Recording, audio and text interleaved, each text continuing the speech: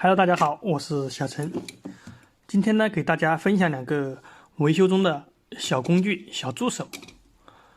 那么由于我们这个电子技术的不断更新与发展呢，我们现在的这个电路板的集成度越来越高，那么带来的就是什么呢？体积小，然后这个元件的个头也小。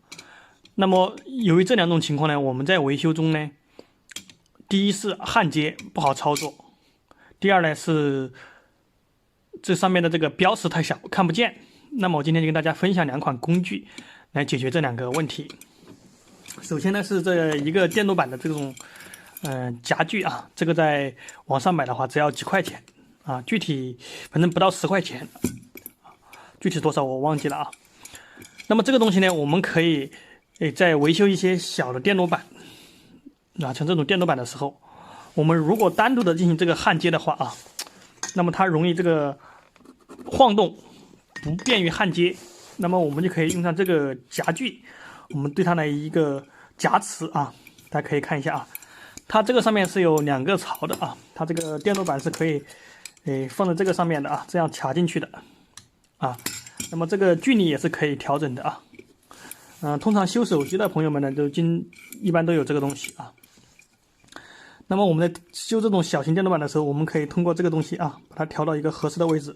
然后这边同样啊，它这也是有一个豁口啊，可以把这个电路板夹着，然后把这个推上去啊，然后把这个下面这个东西推上来啊，把它通过这个弹簧把它进行一个固定，然后把这个螺丝把它扭紧。那么这个板就非常牢固的啊，固定在这里。那么我们再进行这个焊接操作的话啊，就非常的稳啊，不会晃动，不会影响我们的焊接。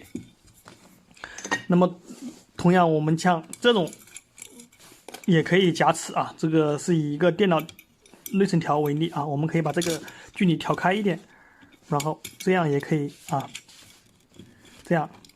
这也夹紧的非常牢固啊。那么第二个工具呢，就是一个放大镜。那么这个放大镜的这个镜片呢，有2种材质，一种是树脂的，一种是玻璃的。我们要买的话，买这种玻璃镜头的啊。我这个买过来大概是20块钱左右，然后这个树脂镜头的呢是10块钱左右啊。然后这个东西呢还带有一个灯啊，这2个 LED 灯。那么它的这个电池呢是装在这个下面啊，我们可以看一下。这下面是有2个电池啊，我们买回来直接装上电池就可以了啊。然后它这个灯呢，可以打开之后呢，可以便于我们对这个很小的这个元件进行识别啊。我们可以看一下这个电路板上的啊，我们可以看一下这个标志啊，这个就非常的清楚啊。我们把这个距离调整好的话啊，就非常的清楚啊。包括这个下面的这个贴片电阻，大家可以看啊，这个排阻都很清晰。我们把这个灯光打开试一下啊，这个灯光打开的话更清楚一点啊。